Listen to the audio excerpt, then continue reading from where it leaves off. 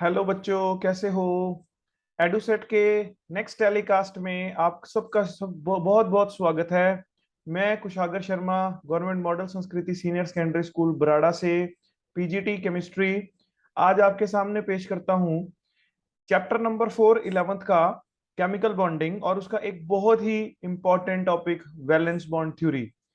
इससे पहले हमने वेस्पर थ्योरी जो थ्योरी थी हमने वो पिछले लेक्चर में कवर अप की थी और उसके जो कुछ पॉइंट्स थे वो आज हम इस लेक्चर की स्टार्टिंग में भी हम उनको कवर अप करेंगे। तो आप सभी, आई होप सभी बड़े ध्यान से ये लेक्चर सुने और जब ये लेक्चर खत्म हो तो सभी कुछ ना कुछ इस लेक्चर से जरूर सीख कर जाएं। जैसा कि हमने लास्ट लेक्चर में पढ़ा था, वेस्पर थ्योरी में हम लोगों ने इलेक्ट्रॉन पेयर और लोन पेयर्स के बारे में रीड आउट किया था। जैसे अगर इलेक्ट्रॉन पेयर्स में थोड़ा रिवाइज करा देता हूं एक बार, फर्स्ट 5 मिनट्स में पूरा रिवीजन कराऊंगा वेस्पर थ्योरी का और उसके बाद हम वैलेंस बॉन्ड थ्योरी को स्टार्टअप करेंगे। तो आप अपनी कॉपी पेन लेकर आराम से बैठिए और जो भी हमारे पास जो भी हम लोग इसको स्टार्ट कर रहे हैं, जो भी लिख रहे हैं, जो भी यहाँ पर आ रहा है, आप उसको अपनी कॉपी पे नोट करने की कोशिश कीजिए। ठीक है, आई होप आप जब ये लेक्चर खत्म करें तो आपको वेस्पर थ्योरी और वैलेंस बॉन्ड थ्योरी दोनों ही बिल्कुल क्लियर हो जाए, because these are very very important topics from the chapter chemical bonding. अगर इलेक्ट्रॉन पेयर्स हमारे पास दो होते हैं तो उस केस में जो हमारे पास शेप आती है वो शेप आती है लीनियर, बॉन्ड एंगल 180 डिग्री। इसका एग्जाम्पल हमारे पास है बेरिलियम फ्लोराइड या CO2 कार्बन डाइऑक्साइड। अगर बॉन्ड इलेक्ट्रॉन पेयर 3 होते हैं, उसका फर्स्ट केस है अगर बॉन्ड पेयर 3 है और लोन पेयर 0, तो इस केस में जो शेप आती है that shape is trigonal planar shape. इस केस में 120 डिग्री का एंगल बनता है और ये शेप एग्जिस्ट करती है BF3AlCl3 जैसे कंपाउंड्स के अंदर। अगर बॉन्ड पेयर 2 है, लोन पेयर 1 है, तो कंपाउंड की जो शेप होती है वो बेंट शेप होती है मॉलिक्यूल की, जैसे SnCl2 का हम एग्जांपल पढ़ते हैं। इसी तरह अगर इलेक्ट्रॉन पेयर 4 हो तो 4 के केस में जो बॉन्ड पेयर्स हैं अगर वो 4 हैं और लोन पेयर 0 हैं, तो इस केस में जो शेप होती है वो होती है टेट्राहेड्रल शेप। और शेप का जो नेम है वो है सिमेट्रिकल शेप होती है, टेट्राहेड्रल इसकी शेप होती है। और इसके एग्जांपल्स हैं जैसे CH4, CCl4, NH4 positive, SiF4 etcetera. अगर बॉन्ड पेयर 3 होते हैं, लोन पेयर 1 होता है, तो जो शेप होती है वो ट्राइगोनल पिरामिडल होती है। अगर बॉन्ड पेयर 2 हो, लोन पेयर 2 हो, तो शेप बेंट होती है, 104 डिग्री 5 मिनट्स का एग्जांपल है। अगर इलेक्ट्रॉन पेयर्स 5 हो तो बॉन्ड पेयर्स उसमें 5 हैं, तो जो शेप होती है ये भी एक सिमेट्रिकल शेप होती है, ट्राइगोनल बाइपिरामिडल इसका नाम है। इसके अंदर 2 एक्सियल बॉन्ड्स और 3 इक्वेटोरियल बॉन्ड्स हमारे पास एग्जिस्ट करते हैं। यहां तक हमने पिछले लेक्चर में पूरा कवर अप किया था। इसके बाद हमारे पास इसका सेकंड केस है जब बॉन्ड पेयर 4 हो और लोन पेयर 1 हो। अगर बॉन्ड पेयर 4 है, लोन पेयर 1 है, तो इस केस में जो शेप होगी वो सीसो शेप बोलते हैं हम लोग। एक्चुअल में क्या होता है, एक जो लोन पेयर है वो lone pair axial position, equatorial position पे एग्जिस्ट करता है और एक्सियल पोजीशन के 2 बॉन्ड पेयर्स और 2 इक्वेटोरियल पोजीशन के बॉन्ड पेयर्स एज सच रहते हैं। एक लोन पेयर जो होगा वो इक्वेटोरियल पोजीशन के ऊपर एग्जिस्ट करेगा, तो इसको के शेप बोलते हैं या सीसो शेप बोलते हैं। अगर बॉन्ड पेयर 3 हो और लोन पेयर 2 हो, तो इस केस में जो शेप होती है, दोनों जो लोन पेयर हैं वो इक्वेटोरियल पोजीशन पे आ जाते हैं और इक्वेटोरियल पोजीशन पे वो एक दूसरे को रिपेल करते हैं, जिससे रिपल्शन के कारण उसकी जो शेप है वो टी शेप हो जाती है या बेंट टी शेप हम उसको बोलते हैं। एग्जाम्पल के तौर पे ClF3 जैसा एग्जाम्पल बनाया हुआ है, बिल्कुल सेम आपको इसी तरह से याद रखना है। अगर बॉन्ड पेयर 2 है, लोन पेयर 3 है, तो इस केस के अंदर हमारे पास जो शेप होती है that shape is linear shape. देखो आपको ये कैसे बनाना है, आपको जो भी कोई मॉलिक्यूल बनाना है, आपने उस मॉलिक्यूल के अंदर जो भी हमारे पास सेंट्रल एटम है, आप उस सेंट्रल एटम को बनाइए। उस सेंट्रल एटम के जितने भी लोन इलेक्ट्रॉन पेयर्स हैं आप उनको आसपास ड्रॉ कीजिए। जैसे जीनोन हमारे पास ग्रुप 18 से है तो उसके अंदर 8 इलेक्ट्रॉन्स हैं, तो आप 8 इलेक्ट्रॉन्स ड्रॉ कीजिए, 1 2 3 4 5 6 7 8। आप जैसे फ्लोरीन बना रहे हो तो फ्लोरीन हमारे पास इसके साथ कंबाइन कर रहा है, तो फ्लोरीन के पास 2 इलेक्ट्रॉन थे, 2 इलेक्ट्रॉन इसने शेयर किए, एक जीनोन के 1 इलेक्ट्रॉन शेयर किया, एक जीनोन का इधर इलेक्ट्रॉन शेयर किया, और 6 इलेक्ट्रॉन जो है जीनोन के वो अलोन रह गए। और जब 6 इलेक्ट्रॉन्स खाली रह गए, यानी कि जिन्होंने बॉन्ड नहीं बनाया, 6 electrons is equal to 3 lone pairs, because 2 electron का एक पेयर होता है। तो यहां पर 6 इलेक्ट्रॉन्स बनाते हैं 3 लोन पेयर, और तीनों लोन पेयर अपने आप को एग्जिस्ट करते हैं इक्वेटोरियल पोजीशन पे, और जब वो इक्वेटोरियल पोजीशन पे एग्जिस्ट करते हैं तो जो बॉन्ड पेयर्स हैं वो एक्सियल पोजीशन पे ही रह जाते हैं, और एक्सियल पोजीशन पे उनकी जो शेप होती है that shape is linear shape. Bond angle यहाँ पर 180 डिग्री आएगा। इसका एक बहुत ही बेहतरीन एग्जांपल है I3 नेगेटिव, भी एक एग्जांपल है, XCF2 एक एग्जांपल है, पी ब्लॉक हमारे पास चैप्टर नंबर 12 है, वहां से हम लोग इसको बहुत इंपॉर्टेंट एक क्वेश्चन आता है XCF2 के बारे में बोर्ड्स में, CBSE के, हरियाणा बोर्ड में हर बार ये क्वेश्चन लगभग हर बार आता है कि XCF2 में कितने लोन पेयर्स हैं, कितने बॉन्ड पेयर्स हैं, और क्या उसकी शेप रहती है। तो आपने इसको शेप को बहुत अच्छे से याद रखना है, और ये जो शेप डिराइव होती है, ये जो ज्योमेट्री है वो ट्राइगोनल बाइपिरामिडल ज्योमेट्री की लीनियर शेप है। ठीक है, आपको ये याद रखना है। I3 नेगेटिव का एग्जांपल आपको याद रखना है। अगर इलेक्ट्रॉन पेयर 6 होते हैं तो 6 के केस में जो सबसे मोस्ट स्टेबल शेप होती है वो एग्जिस्ट करती है, उस शेप का नाम है स्क्वायर बाइपिरामिडल शेप, और एक्चुअल में इस शेप को हम ऑक्टाहेड्रल शेप भी कभी नाम देते हैं। तो ये बॉन्ड पेयर इसमें 6 है और लोन पेयर इसमें 0 है, सिमेट्रिकल शेप है, स्क्वायर बाइपिरामिडल इसका नाम है। अगर हमारे पास बॉन्ड पेयर 5 हो और लोन पेयर 1 हो, तो इस केस में हमारे पास जो लोन पेयर है वो एग्जिस्ट करेगा एक एक्सियल पोजीशन पे, और बाकी इक्वेटोरियल पोजीशन के जो स्क्वायर के हैं वो सारे के सारे जो बॉन्ड्स हैं वो एज सच रहेंगे, और एक एक्सियल बॉन्ड भी एज सच रहेगा। इस शेप का जो नाम होता है उसका स्क्वायर पिरामिडल। देखो, इससे पहले वाली शेप का नाम था स्क्वायर बाई पिरामिडल, बिकॉज जो पिरामिड था वो दोनों तरफ बन रहा था, अबव द प्लेन भी और बिलो द प्लेन भी। बट इस केस में जो पिरामिड है वो सिर्फ एक ही केस में एक ही तरफ बन रहा है। मैंने इसको नीचे बनाया बिलो द प्लेन, आप इसको ऊपर भी बना सकते हो, आप लोन पेयर को नीचे भी बना सकते हो, लोन पेयर को ऊपर बना सकते हो, इससे कोई फर्क नहीं पड़ता। ठीक है, इस शेप का जो नाम है वो है square pyramidal shape. Very important example, ये भी ClF5 IF5 BrF5 important hybridisation के पॉइंट ऑफ व्यू से भी, और वैसे भी इंटर हेलोजन कंपाउंड्स होते हैं, ये पी ब्लॉक के अंदर आता है, हेलोजन फैमिली के अंदर, तो वहां पर भी इसको हम बहुत इंपॉर्टेंटली इसकी शेप्स को पढ़ते हैं। स्क्वायर पिरामिड, अगर 4 बॉन्ड पेयर हो और 2 लोन पेयर हो, अगर 4 बॉन्ड पेयर हैं 2 लोन पेयर हैं, तो इस केस में जो दोनों लोन पेयर्स हैं वो एक्सियल पोजीशन पे ही एग्जिस्ट करेंगे, और जो बॉन्ड पेयर्स हैं वो एग्जिस्ट करेंगे स्क्वायर पे। तो इस शेप का जो नाम होगा वो होगा स्क्वायर प्लेनर शेप। तो ये हमने वेस्पर थ्योरी की सभी शेप्स को एक बार अच्छे से रिवाइज कर लिया और रीड कर लिया। अब हम शुरू करेंगे आज का टॉपिक हमारा वैलेंस बॉन्ड थ्योरी। तो आज का हमारा जो टॉपिक है वो है वैलेंस बॉन्ड थ्योरी।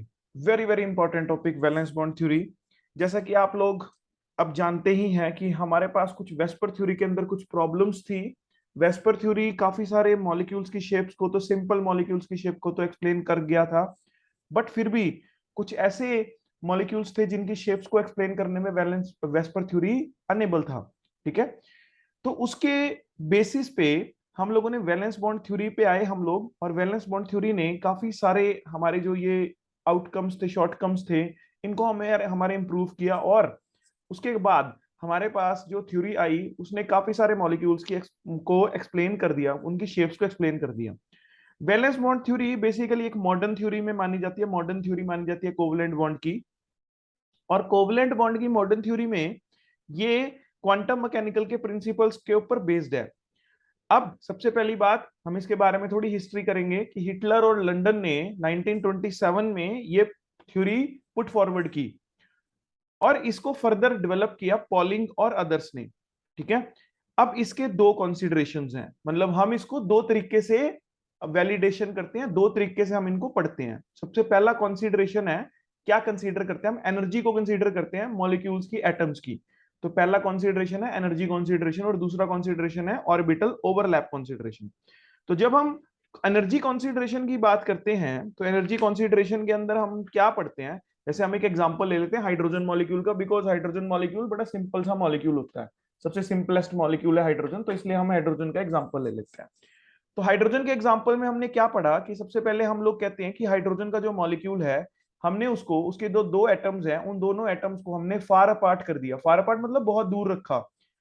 तो जब उनको बहुत दूर रखा तो उनके बीच में कोई अट्रैक्शन, कोई रिपल्शन कुछ भी नहीं थी, ना ही अट्रैक्शन थी ना ही रिपल्शन थी। पर जैसे ही वो एक दूसरे के क्लोज आए, when they come closer to each other, तो उनके बीच में कुछ न्यू फोर्सेस आई। और वो जो न्यू फोर्सेस थी वो कौन कौन सी न्यू फोर्सेस थी, एक थी फोर्स ऑफ रिपल्शन और दूसरी थी फोर्स ऑफ अट्रैक्शन। आपने हमेशा याद रखना है, अगर कोई फोर्स ऑफ रिपल्शन होती है, फोर्सेस ऑफ रिपल्शन होती है, तो रिपल्शन हमेशा एनर्जी को इंक्रीज करती है और स्टेबिलिटी को डिक्रीज करती है। रिपल्शन हमेशा एनर्जी को इंक्रीज करेगी और स्टेबिलिटी को डिक्रीज करेगी। और जो अट्रैक्शन होती है वो हमेशा एनर्जी को डिक्रीज करती है और स्टेबिलिटी को इंक्रीज करती है। जैसे अगर हम हाइड्रोजन की बात करते हैं, हाइड्रोजन मॉलिक्यूल की बात करते हैं, तो हाइड्रोजन मॉलिक्यूल के अंदर अगर हम ए और बी दो हाइड्रोजन के एटम्स कंसीडर करते हैं, तो ए एटम का न्यूक्लियस बी एटम के न्यूक्लियस को रिपेल करेगा। ये फोर्स ऑफ रिपल्शन है नंबर वन। इलेक्ट्रॉन जो है ए का वो रिपेल करेगा इलेक्ट्रॉन बी को। न्यूक्लियस के ऊपर पॉजिटिव चार्ज, तो पॉजिटिव पॉजिटिव को रिपेल करेगा, नेगेटिव नेगेटिव को रिपेल करेगा। तो ये दो फोर्सेस ऑफ रिपल्शन हुई। अगर हम अट्रैक्शन की बात करें, तो इलेक्ट्रॉन ए का अट्रैक्ट होगा न्यूक्लियस बी से। और अगर हम दूसरी बात करें, इलेक्ट्रॉन बी का अट्रैक्ट होगा न्यूक्लियस ए से। अब ये दो चीजें आ गई हमारे पास, फोर्सेस ऑफ रिपल्शन भी आई और फोर्सेस ऑफ अट्रैक्शन भी आई। अब हम इसका जो है वो हम मोरल ऑफ द स्टोरी निकालते हैं। अब जैसे ही हम लोग इसको पढ़ते हैं कि हमारे पास दो फोर्सेस रिपल्शन की आई और दो फोर्सेस आई अट्रैक्शन की, अगर हम इसको बना के भी देखें तो यहाँ पर हमारे पास ए है, यहाँ पर हमारे पास बी है। ये ए का न्यूक्लियस है, ये बी का न्यूक्लियस है, ये इलेक्ट्रॉन है ए का और ये इलेक्ट्रॉन है हमने कंसिडर किया बी का। ये न्यूक्लियस है ए का, ये न्यूक्लियस है बी का। तो ए न्यूक्लियस न्यूक्लियस को क्या करेगा, रिपेल करेगा। इलेक्ट्रॉन इलेक्ट्रॉन को रिपेल करेगा। बट जो इलेक्ट्रॉन है ए बी का वो अट्रैक्ट होगा किससे, वो अट्रैक्ट होगा न्यूक्लियस से, वो इसकी तरफ अट्रैक्ट होगा। और जो इलेक्ट्रॉन है ए का वो न्यूक्लियस बी की तरफ अट्रैक्ट होगा। तो हमारे पास ये दो फोर्सेस ऑफ रिपल्शन हो गई और दो फोर्सेस ऑफ अट्रैक्शन हो गई। ठीक है। अब जब हम इसके बारे में रीड आउट करते हैं तो हमें पाया गया, इन केस ऑफ हाइड्रोजन हमें मिला कि जो मैग्नीट्यूड है, जो मैग्नीट्यूड है, magnitude of attractive forces, magnitude जो है अट्रैक्टिव फोर्सेस का in case of hydrogen molecule वो बहुत ज्यादा है, बहुत ज्यादा है as compare to repulsive forces. तो हाइड्रोजन के केस में जो अट्रैक्टिव फोर्सेस हैं वो रिपल्सिव फोर्सेस से बहुत ज्यादा है, जिससे जो ओवरऑल पोटेंशियल एनर्जी है, ओवरऑल पोटेंशियल एनर्जी है वो मॉलिक्यूल की ओवरऑल पोटेंशियल एनर्जी डिक्रीज कर जाती है। और जैसे ही मॉलिक्यूल की ओवरऑल पोटेंशियल एनर्जी डिक्रीज करती है तो स्टेबिलिटी इंक्रीज कर जाती है। और अगर स्टेबिलिटी इंक्रीज करती है तो मॉलिक्यूल फॉर्म हो जाता है। तो मॉलिक्यूल इज फॉर्म्ड, तो मॉलिक्यूल बन जाता है, मॉलिक्यूल फॉर्म हो जाता है। तो ये हमारे पास हाइड्रोजन मॉलिक्यूल को एक्सप्लेन करता है कि इस तरह से हाइड्रोजन मॉलिक्यूल बनता है। तो इस तरह से हाइड्रोजन मॉलिक्यूल की फॉर्मेशन टेक्स प्लेस करती है।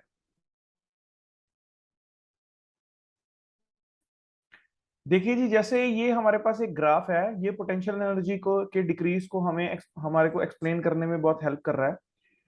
ये हमारे पास देखो, जैसे सबसे पहले हम लोग इसको रीड आउट करते हैं, तो रीड आउट करने पे हमें ये पता चला कि इस ग्राफ के अकॉर्डिंग हमारे पास क्या है, कि इस ग्राफ के अकॉर्डिंग शुरू में जब डिस्टेंस ऑफ सेपरेशन बहुत ज्यादा था, डिस्टेंस ऑफ सेपरेशन दोनों के बीच में बहुत ज्यादा था, तो उनके बीच में कोई भी अट्रैक्शन और रिपल्शन नहीं थी। पर जैसे जैसे डिस्टेंस, क्योंकि ये ग्राफ जो है वो एनर्जी कंसिडरेशन, एनर्जी के और डिस्टेंस के बीच में है, और इस ग्राफ को हम राइट टू लेफ्ट की तरफ पढ़ेंगे। तो जब डिस्टेंस ऑफ सेपरेशन बहुत ज्यादा था तो उनके बीच में कोई एनर्जी नहीं थी। ठीक है, एनर्जी कंसिडरेशन बिल्कुल जीरो था। ठीक है। बट जैसे जैसे उनका डिस्टेंस कम हुआ, तो जैसे जैसे उनका डिस्टेंस कम हुआ, देखो ये जीरो एनर्जी है, ये जीरो लेवल है। तो जब इनके बीच में डिस्टेंस ज्यादा था तो एनर्जी उनके बीच में जीरो थी। जैसे जैसे उनका डिस्टेंस कम हुआ, एक दूसरे के वो क्लोज आए, तो एक दूसरे के क्लोज आए तो उनका जो उनकी जो एनर्जी है, पोटेंशियल एनर्जी, वो धीरे धीरे धीरे धीरे डिक्रीज होती गई। देखो ये धीरे धीरे धीरे धीरे डिक्रीज हो रही है, ये धीरे धीरे डिक्रीज हो रही है। और एक टाइम आएगा जब वो बिल्कुल मिनिमम हो जाएगी। एक टाइम आएगा जब वो मिनिमम आए, अगर उससे उस मिनिमम डिस्टेंस से, क्योंकि एक एटम जो दूसरे एटम से बिल्कुल एक मिनिमम डिस्टेंस पे रह सकता है, अगर उस मिनिमम डिस्टेंस से हम फर्दर उसको क्लोज करना चाहें और फर्दर क्लोज करना चाहे, तो जो रिपल्शन है वो वहां पर टेक्स प्लेस करेगी, और उस केस में जो एनर्जी है वो इंक्रीज कर जाएगी, डिक्रीज करने की बजाय, और मॉलिक्यूल जो है वो अनस्टेबल होना शुरू हो जाएगा। तो इस केस में हमारे पास एक हमेशा एक मिनिमम एनर्जी रहती है, और इसी मिनिमम एनर्जी को ये जो मिनिमम एनर्जी है, और इस मिनिमम डिस्टेंस को यहां से यहां तक का मिनिमम डिस्टेंस हम इसको डी नॉट लिख देते हैं। इसी डी नॉट को हम लोग कंसीडर करते हैं और इसको हम लोग एक्चुअल में जो बोलते हैं वो बोलते हैं हम उसकी बॉन्ड लेंथ। बॉन्ड लेंथ हमारे पास एक मिनिमम डिस्टेंस है, जो जो मिनिमम डिस्टेंस है जब एनर्जी जो है उस मॉलिक्यूल की एनर्जी जो है वो सबसे मिनिमम हो जाए, उसकी पोटेंशियल एनर्जी सबसे मिनिमम हो जाए, स्टेबिलिटी सबसे मैक्सिमम हो जाए। उससे क्लोज अगर एटम एक दूसरे के आएंगे तो रिपल्सिव फोर्सेस बढ़ेंगी, तो उस केस पे अट्रैक्टिव फोर्सेस सबसे ज्यादा हायर होती हैं। और अगर हम इस पॉइंट पर इसी पॉइंट पर, जो ये पॉइंट हमने बॉन्ड लेंथ का कहा, जैसे हाइड्रोजन के केस में, इन केस ऑफ हाइड्रोजन जो बॉन्ड लेंथ है वो हमारे पास 74 पिकोमीटर होती है, 74 पिकोमीटर। और हम ये कहें कि अगर हम उस बॉन्ड को, जो हाइड्रोजन मॉलिक्यूल है, हाइड्रोजन मॉलिक्यूल के बॉन्ड को अगर हम ब्रेक करते हैं, तो उस बॉन्ड को ब्रेक करने के लिए हम यहाँ पे लिखते हैं required the energy required to break 1 mole of bond, 1 mole bond को अगर हमने ब्रेक करना है ऑफ सेम काइंड, जैसे हाइड्रोजन के दोनों एटम हैं तो सेम काइंड है दोनों, तो सेम काइंड एटम्स को अगर हमने 1 मोल बॉन्ड को ब्रेक करना है, उसको हम बोलते हैं basically bond energy. Bond energy, या फिर हम उसको बॉन्ड डिसोसिएशन एनर्जी भी कहते हैं, एक ही बात है। हाइड्रोजन के केस में जब कैलकुलेट की गई तो हाइड्रोजन की जो बॉन्ड डिसोसिएशन एनर्जी है या बॉन्ड एनर्जी है, that comes out to be 435.8 kilo joule per mole. इसको आपने नोट करना है, ये बड़ी इंपॉर्टेंट थ्योरी है वैलेंस बॉन्ड थ्योरी। इसका हमने फर्स्ट कंसीडरेशन किया है कि एनर्जी कॉन्सिडरेशन। तो मैं एक बार दोबारा रिपीट कर दूं, एनर्जी कॉन्सिडरेशन में क्या कहते हैं कि जैसे हाइड्रोजन टाइप मॉलिक्यूल है, उसके दो एटम्स काफी दूर दूर हैं, पर जैसे ही वो क्लोज आएंगे तो उनके बीच में फोर्सेस ऑफ रिपल्शन और फोर्सेस ऑफ अट्रैक्शन आएंगे। अगर रिपल्सिव फोर्सेस डोमिनेट कर जाती है तो बॉन्ड नहीं बनता, अगर अट्रैक्टिव फोर्सेस डोमिनेट कर जाती है तो बॉन्ड फॉर्मेट हो जाता है। जैसे हाइड्रोजन के केस में अट्रैक्टिव फोर्सेस डोमिनेट करती हैं रिपल्सिव फोर्सेस से। इस ग्राफ से हम इसको एक्सप्लेन भी करते हैं, जैसे जैसे डिस्टेंस कम होता रहता है वैसे वैसे बॉन्ड एनर्जी ना, जो क्या कहते हैं उसको, जो एनर्जी है, पोटेंशियल एनर्जी है, वो डिक्रीज कर रही है, पोटेंशियल एनर्जी डिक्रीज कर रही है up to a particular level, और पोटेंशियल एनर्जी डिक्रीज कर रही है तो स्टेबिलिटी इंक्रीज कर रही है और मॉलिक्यूल फॉर्म हो रहा है। तो आपने इसको अच्छे से याद करना है, ठीक है। अगर हम इसी केस को अगर हम थोड़ा सा और एक्सप्लेन करें और इस केस को हम लोग पढ़ें इन केस ऑफ हीलियम मॉलिक्यूल, अगर He2 मॉलिक्यूल के केस में हम लोग पढ़ें, तो मैं आपको एक बात बता दूं हीलियम के केस में, तो हीलियम का जो न्यूक्लियस है उसके पास 2 इलेक्ट्रॉन है, इलेक्ट्रॉन एक ए इलेक्ट्रॉन, एक ये है, एक ए ये है, तो ये A1 है और ये A2 है, ये हमारे पास न्यूक्लियस है ए का। इसी तरह हम दूसरा हीलियम का एटम लेते हैं, ये न्यूक्लियस है बी का, और इसके पास भी 2 इलेक्ट्रॉन है, एक B1 और एक B2।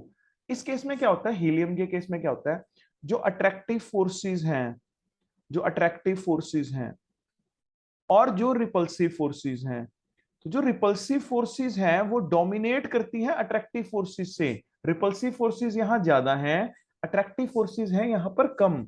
जिस केस के अंदर अगर हम काउंट आउट करें तो हमारे पास टोटल 5 रिपल्सिव फोर्सेस हैं, और अगर हम अट्रैक्टिव फोर्सेस को देखें तो 4 अट्रैक्टिव फोर्सेस हैं।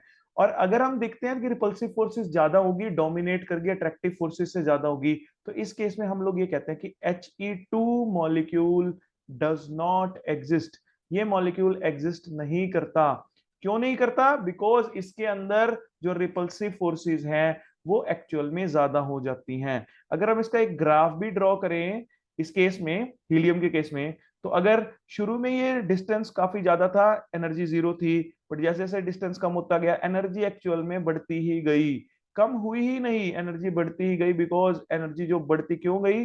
बिकॉज उसके केस में हमारे पास जो ग्राफ, जो पर्टिकुलर हमारे पास जो रिपल्सिव फोर्सेस हैं वो एक्चुअल में ज्यादा है, तो इस केस में एनर्जी जो है वो बढ़ती गई। ये कर्व है एक्चुअल में से, ठीक है। तो ये हमारे पास पोटेंशियल एनर्जी एक्चुअल में इंक्रीज कर रही है जैसे जैसे डिस्टेंस डिक्रीज कर रहा है, डिस्टेंस डिक्रीज कर रहा है तो पोटेंशियल एनर्जी इंक्रीज कर रही है, और वो इंक्रीज ही करती जा रही है। तो इस केस के इसी वजह से हम ये कहते हैं कि He2 does not exist. Very important, आपने इसको बहुत अच्छे से याद रखना है जी। तो नेक्स्ट हम चलते हैं अपने सेकंड कॉन्सेप्ट पे, जो हमारे पास वैलेंस बॉन्ड थ्योरी को एक्सप्लेन करता है। वैलेंस बॉन्ड थ्योरी को एक्सप्लेन करने के लिए हम करते हैं अब ऑर्बिटल ओवरलैप कॉन्सेप्ट। इस कॉन्सेप्ट में जो एनर्जी का लोअरिंग है वो तभी टेक्स प्लेस करेगा अगर और एटॉमिक ऑर्बिटल आपस में ओवरलैप करेंगे। अगर एटॉमिक ऑर्बिटल्स आपस में ओवरलैप करेंगे तभी एनर्जी जो है वो डिक्रीज होगी, ठीक है, और तभी बॉन्ड फॉर्म होगा, तभी एक स्ट्रॉन्ग बॉन्ड फॉर्म होगा। जैसे हम लोग पिछले कॉन्सेप्ट में कर रहे थे, हमारे पास हम लोग अपने पिछले कॉन्सेप्ट में रीड आउट कर रहे थे कि इस केस में हमारे पास जो पर्टिकुलर चीज थी वो थी एनर्जी। हम एनर्जी को कंसीडर कर रहे थे कि अट्रैक्शन और रिपल्शन होगी, अट्रैक्शन अगर ज्यादा होगी रिपल्शन कम होगी तो बॉन्ड बनेगा। और इस कॉन्सेप्ट में हम लोगों ने क्या पढ़ना है, इस कॉन्सेप्ट में है कि अगर एक एटॉमिक ऑर्बिटल दूसरे और एटॉमिक ऑर्बिटल के साथ ओवरलैप करे तो ओवरलैप करने से जो है वो एनर्जी जो है वो डिक्रीज करेगी और बॉन्ड की फॉर्मेशन टेक्स प्लेस होगी। जैसे एक कोवलेंट बॉन्ड होता है, कोवलेंट बॉन्ड कैसे बनता है? A covalent bond is formed by the partial overlap of two half-filled atomic orbital containing electron with opposite spin। जो दोनों एटॉमिक ऑर्बिटल कंबाइन करेंगे उन दोनों के पास जो इलेक्ट्रॉन होना चाहिए वो अनपेयर्ड इलेक्ट्रॉन होना चाहिए और अपोजिट स्पिन के होने चाहिए दोनों। अगर एक इलेक्ट्रॉन क्लॉकवाइज रिवॉल्व कर रहा है तो दूसरा इलेक्ट्रॉन एंटी क्लॉकवाइज होना चाहिए। पार्शियल ओवरलैप का मतलब क्या होता है? इलेक्ट्रॉन क्लाउड दोनों एटम्स के कॉमन हो जाएंगे, ठीक है। जितनी ज्यादा ग्रेटर ओवरलैपिंग होगी उतना ही स्ट्रॉन्गर बॉन्ड फॉर्म होगा। जैसे हम यहाँ पर पढ़ते हैं, इसको हम लोग रीड आउट भी करते हैं और इसको पढ़ते भी हैं। ये हाइड्रोजन एटम है, हमारे पास हाइड्रोजन एटम है, 1s ऑर्बिटल है इसका, ये हमने बनाया है यहाँ पर। और एक हाइड्रोजन एटम हमने और बनाया 1s ऑर्बिटल, इसका भी बनाया हमने। ये दोनों आपस में एक दूसरे के साथ ओवरलैप किए और ओवरलैप करके इन्होंने कुछ जो एरिया था, कुछ जो हिस्सा था इलेक्ट्रॉन क्लाउड का, वो इन दोनों ने शेयर किया। तो जब इन दोनों ने कुछ हिस्सा ओवरलैप किया या शेयर किया, इससे हमारे पास मॉलिक्यूल फॉर्म हुआ, हाइड्रोजन का मॉलिक्यूल फॉर्म हुआ, जो कि एक कोवलेंट बॉन्ड की फॉर्मेशन है।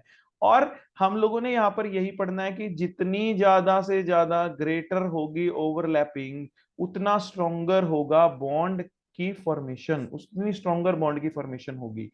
अब यहां पर डिपेंड करता है कि कौन सा ऑर्बिटल किस ऑर्बिटल के साथ ओवरलैप कर रहा है, हमें जस्ट ये समझना है। जैसे हमने फर्स्ट जो हमारा केस था वो हमने हाइड्रोजन मॉलिक्यूल का बनाया लास्ट पेज पे, एक बार दोबारा हम लोग उसको बना के देखते हैं। हाइड्रोजन मॉलिक्यूल के अंदर जो H एटम था, एक H एटम था, वो दूसरे H एटम के साथ ओवरलैप कर रहा था, यानी कि 1s के साथ ओवरलैप कर रहा था, जिससे कि हमारे पास कुछ हिस्सा आपस में शेयर कर रहा था और हाइड्रोजन मॉलिक्यूल बन रहा था। अब हाइड्रोजन मॉलिक्यूल के अंदर 1s ऑर्बिटल जो है वो कंबाइन किया 1s ऑर्बिटल के साथ। अब हम सेकंड पढ़ते हैं अपना मॉलिक्यूल, एक हम पढ़ते हैं HF मॉलिक्यूल। अब HF मॉलिक्यूल के अंदर देखिए आप लोग, सबसे पहले हाइड्रोजन फ्लोराइड मॉलिक्यूल के अंदर एक हाइड्रोजन है, एक फ्लोरीन है। हाइड्रोजन का तो हमें पता है ऑर्बिटल एक इलेक्ट्रॉन है, 1s1 है। फ्लोरीन के केस में इलेक्ट्रॉन है 9, तो केस के अंदर हमारे पास इलेक्ट्रॉन है 1s2 2s2 2p5, ठीक है। हम इसको फर्दर इलेबोरेट करके लिखते हैं, ये हम लिखते हैं 2px2 2py2 और 2pz1। हम लोग z ऑर्बिटल के अंदर 1 इलेक्ट्रॉन लिखते हैं।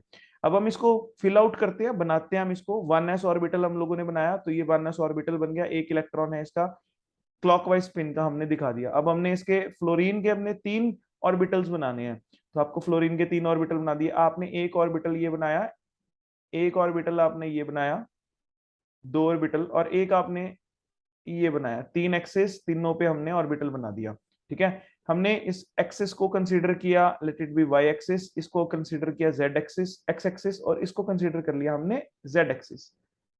ये हमारे पास है।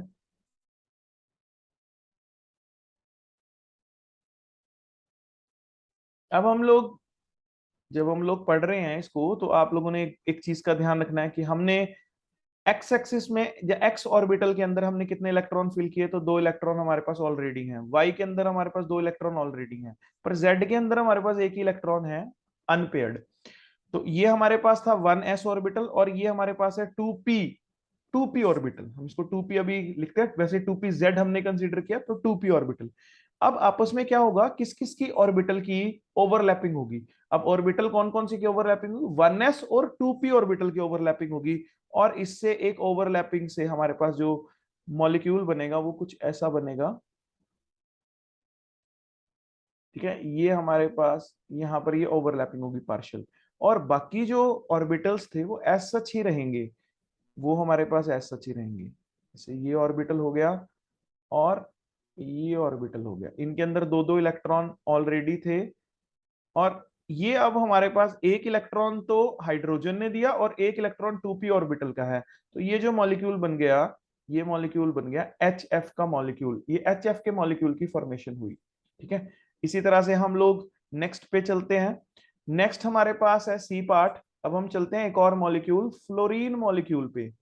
फ्लोरीन का मॉलिक्यूल है, फ्लोरीन इज F2 मॉलिक्यूल। अब F2 के लिए हम लोग फिर दोबारा फ्लोरीन के ऑर्बिटल कंसीडर करेंगे। तीन ऑर्बिटल है इसके, 2px, 2py और 2pz। आपको तीनों ऑर्बिटल इकट्ठे आप इसको कंसीडर कर लो। सेम दूसरा f मॉलिक्यूल के कंसीडर कर लो, 2px, 2py और 2pz। अब आपने क्या करना है, आपने बेसिकली इसके इलेक्ट्रॉन्स फिल अप करने हैं। जैसे इसका हमने एक इलेक्ट्रॉन फिल कर दिया, इसके भी एक, इसके पास हमारे पास दो इलेक्ट्रॉन ऑलरेडी हैं, इसके पास भी दो इलेक्ट्रॉन ऑलरेडी हैं, इसके पास भी दो इलेक्ट्रॉन ऑलरेडी हैं, इसके पास भी दो इलेक्ट्रॉन ऑलरेडी हैं। ये हमने 2pz कंसीडर कर लिया, ये भी हमने 2pz कंसीडर कर लिया। ये 2px 2py हमारे पास ऑलरेडी है, ये दोनों आपस में कंबाइन करेंगे। अब जो कंबाइन करेगा वो 2pz के साथ कंबाइन करेगा, ठीक है। 2pz के साथ कंबाइन करेगा, और जब 2pz के साथ कंबाइन करेगा तो वो हमारे पास ऑर्बिटल की ओवरलैपिंग होगी, ऐसे बिल्कुल ऐसे एग्जैक्टली ऐसे। और ये जो दो इलेक्ट्रॉन है ये आपस में ओवरलैप होगी, और जो बाकी इलेक्ट्रॉन जो ऑर्बिटल रह गए वो हमारे पास एज सच आप उसको बना सकते हो। ये हमने 2p बना दिया, 2px बना दिया, ये हमने 2py बना दिया। सिमिलरली हम लोग यहाँ पर बना सकते हैं 2px, और यहाँ पर भी हम इसको ऐसे बना सकते हैं 2py। इन दोनों के बीच में दो दो इलेक्ट्रॉन है, यहाँ पर भी ऑलरेडी दो दो इलेक्ट्रॉन है। और ये जो ऑर्बिटल की ओवरलैपिंग हुई ये बनी f के 2pz और f के 2pz के बीच में, तो ये FF मॉलिक्यूल बन गया, यानी कि F2 मॉलिक्यूल की फॉर्मेशन हुई। जितनी ज्यादा ऑर्बिटल के बीच में ओवरलैपिंग होगी उतना ही ज्यादा मॉलिक्यूल स्ट्रोंगर होगा, ठीक है। जितनी ज्यादा ओवरलैपिंग होगी उतना ही ज्यादा मॉलिक्यूल स्ट्रोंगर होगा। अगर हम तीनों के बॉन्ड के जो तीनों बॉन्ड्स हैं हमारे पास हम लोगों ने पढ़े हैं, एक बॉन्ड हमने पढ़ा H2 मॉलिक्यूल, एक हमने पढ़ा एच एफ मॉलिक्यूल और एक पड़ा F2 मॉलिक्यूल। अगर हम तीनों के बारे में देखें तो तीनों के केस में यहाँ पर s और s ऑर्बिटल आपस में ओवरलैप कर रहे थे, यहाँ s और p ऑर्बिटल ओवरलैप कर रहे थे, यहाँ पर p और p ऑर्बिटल आपस में ओवरलैप कर रहे थे। तो इस केस में जो बॉन्ड एनर्जी होती है f और f केस में वो होती है 126 किलो जूल पर मोल। हाइड्रोजन हाइड्रोजन के केस में होती है 436 किलो जूल, और हाइड्रोजन और फ्लोरीन के केस में होती है 566 किलो जूल पर मोल। तो अगर हम तीनों का extent of energy, extent of strength की बात करें, एक्सटेंट ऑफ ओवरलैप की बात करें, तो HF की जो ओवरलैपिंग है वो सबसे ज्यादा है एज कंपेयर टू H2 की और एज कंपेयर टू F2 की। जो S और P की ओवरलैपिंग है वो सबसे ज्यादा होगी एज कंपेयर टू SS की, एज कंपेयर टू PP की। तो ये हमारे पास ऑर्बिटल की ओवरलैपिंग का कॉन्सेप्ट है। तो ऑर्बिटल की जितनी ज्यादा जितना S और P आपस में कंबाइन करेगा उतना ही ज्यादा ओवरलैपिंग होगी और उतना ही ज्यादा बॉन्ड की फॉर्मेशन होगी। जितनी ग्रेटर ओवरलैपिंग होगी उतना ही स्ट्रॉन्गर बॉन्ड की फॉर्मेशन होगी। अब हम लोग यहाँ पर वैलेंस बॉन्ड थ्योरी से, जैसे हम लोगों ने ये बॉन्ड की बॉन्ड एनर्जी भी हमने डिफाइन कर दी और हमने ओवरलैपिंग से ये भी बता दिया कि किसकी बॉन्ड स्ट्रेंथ ज्यादा होगी। इसी तरह से हमारे पास हम ये भी बता सकते हैं इसके इस केस में, वैलेंस बॉन्ड थ्योरी के केस में, कि H2 मॉलिक्यूल तो फॉर्मेशन टेक्स प्लेस करेगी, बट H4 मॉलिक्यूल की फॉर्मेशन टेक्स प्लेस नहीं करेगी। क्यों? क्योंकि जो 1s ऑर्बिटल होता है उसके अंदर सिर्फ वन ही इलेक्ट्रॉन रहता है और वन ही हाफ फील्ड एटॉमिक ऑर्बिटल होता है, जो कि दूसरे एटॉमिक ऑर्बिटल हाइड्रोजन के one half field atomic orbital के साथ ही कंबाइन कर सकता है। तो 3 के केस में जब हमारे पास अवेलेबल ही नहीं है जो हाफ फील्ड ऑर्बिटल्स हैं, वो हमारे पास अवेलेबल ही नहीं है, तो हमारे पास बॉन्ड की फॉर्मेशन भी टेक्स प्लेस नहीं होगी। और यहां से हम लोग एक इंपॉर्टेंट जो बात है वो भी हम यहाँ से ड्राइव कर सकते हैं कि He2 molecule does not exist. Why? Because He के केस में हमारे पास जो ऑर्बिटल है उसके पास फुली फिल्ड कॉन्फ़िगरेशन है 1s2, तो उसके पास कोई भी अनपेड इलेक्ट्रॉन नहीं है। तो अगर अनपेड इलेक्ट्रॉन टेक्स प्लेस ना हो, अनपेड इलेक्ट्रॉन नहीं है, तो अगर अनपेड इलेक्ट्रॉन नहीं है तो ओवरलैप भी नहीं कर सकता। अगर अनपेड इलेक्ट्रॉन नहीं है तो हाफ फिल्ड एटॉमिक ऑर्बिटल भी नहीं है। और वैलेंस बॉन्ड थ्योरी की जो प्राइम कंडीशन है वो है हाफ फिल्ड ऑर्बिटल। अगर हाफ फिल्ड ऑर्बिटल प्रेजेंट है, हाफ फिल्ड ऑर्बिटल प्रेजेंट है, तब तो वो जो है कंबाइन कर सकता है दूसरे के साथ। अगर हाफ फिल्ड ऑर्बिटल प्रेजेंट नहीं है तब वो कंबाइन बिल्कुल भी नहीं कर सकता। तो ये आपने बड़े इंपॉर्टेंटली इसको याद रखना है। Very very important, very very important concept. ठीक है, इसको आपने बहुत इंपॉर्टेंटली अच्छे से इसको याद रखना है जी। ठीक है जी। जैसा कि हम लोगों ने बात की ओवरलैपिंग की, तो अब हम कुछ ओवरलैपिंग्स को देखते हैं। जैसे हमारे पास ये है पीजेड की, पीजेड के साथ ओवरलैपिंग है, तो ये हमारे पास पॉजिटिव ओवरलैप है क्योंकि पॉजिटिव पॉजिटिव के साथ ओवरलैप कर रहा है। यहाँ पर भी पॉजिटिव नेगेटिव के साथ ओवरलैप कर, तो पीजेड पीजेड की नेगेटिव ओवरलैपिंग है। ये जो ओवरलैपिंग है इनको हम कंसीडर करते हैं, जो ये हमारे पास अबव लिख रखी है सारी। जैसे पॉजिटिव पॉजिटिव ओवरलैप है पीजेड पीजेड की, पीजेड एस की ओवरलैपिंग, पीएक्स पीएक्स की ओवरलैपिंग, पीवाई पीवाई की ओवरलैपिंग, इन सभी ओवरलैपिंग को हम कंसीडर किया जाता है। बट कुछ ओवरलैपिंग ऐसी होती हैं जिनको कंसीडर नहीं किया जाता। जैसे पीएक्स ओवरलैपिंग, जो पीएक्स ऑर्बिटल है वो एस ऑर्बिटल के साथ कभी भी ओवरलैप नहीं करता। पी एक्स जो है वो पी वाई के साथ कभी भी ओवरलैपिंग नहीं करता। तो ऐसे ओवरलैपिंग को हम लोग क्या बोलते हैं? जीरो ओवरलैपिंग बोलते हैं। तो आपने हमेशा ये याद रखना है, ओवरलैपिंग की जो डायरेक्शंस हैं आपने उनको ध्यान रखना है। जितनी भी ये पॉजिटिव और नेगेटिव ओवरलैपिंग्स हैं ये हम लोग कंसीडर करते हैं, पर जीरो ओवरलैपिंग कभी भी कंसीडर नहीं होती, तो इसको आपने याद रखना है। अब हम जो ओवरलैपिंग है, ओवरलैपिंग के बेस पे हमारे पास जो कोवलेंट बॉन्ड है वो दो तरह के होते हैं। तो covalent bond can be defined as और classified into two types based on types of overlapping. एक होते हैं सिग्मा बॉन्ड और एक होते हैं पाई बॉन्ड। अब सिग्मा बॉन्ड कौन से होते हैं? जो सिग्मा बॉन्ड होते हैं वो हमारे पास वो कोवलेंट बॉन्ड होते हैं जिन कोवलेंट बॉन्ड में एंड ऑन एंड ओवरलैपिंग होती है। एंड ऑन एंड ओवरलैपिंग का मतलब एक्सटेंट ऑफ ओवरलैपिंग जो है वो पूरी अच्छे से हो, मतलब एक एंड दूसरे एंड के साथ पूरा ओवरलैप करे। जैसे एस ऑर्बिटल के साथ ओवरलैप करता है तो एंड ऑन एंड ओवरलैपिंग है। एस ऑर्बिटल पीजेड के साथ ओवरलैप करता है तो एंड ऑन एंड ओवरलैपिंग है। पी ऑर्बिटल के साथ ओवरलैप करता है तो एंड ऑन एंड ओवरलैपिंग है। तो ये सभी ओवरलैपिंग्स एंड ऑन एंड है। और एंड ऑन एंड ओवरलैपिंग से कौन सा बॉन्ड बनता है? सिग्मा बॉन्ड की फॉर्मेशन होती है। और सिग्मा बॉन्ड एक स्ट्रॉन्ग बॉन्ड होता है। Sigma bond is a strong bond.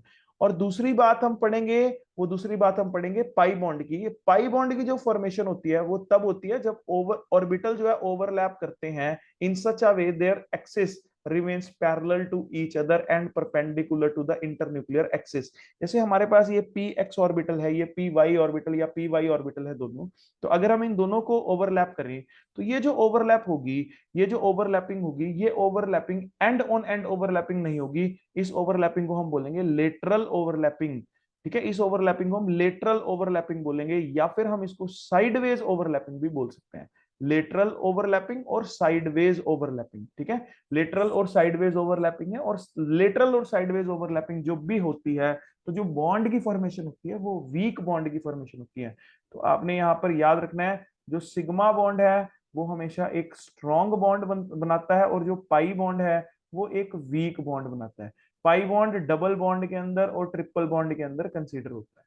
ठीक है, तो आज का हमारा ये वैलेंस बॉन्ड थ्योरी के ऊपर ये पूरा कंप्लीट लेक्चर था। अब हम नेक्स्ट लेक्चर में मिलेंगे जिसमें हम लोग हाइब्रिडाइजेशन को कंसीडर करेंगे और हाइब्रिडाइजेशन का टॉपिक पढ़ेंगे। Thank you very much, thank you बच्चों। आई होप सबने बहुत ध्यान से सुना होगा।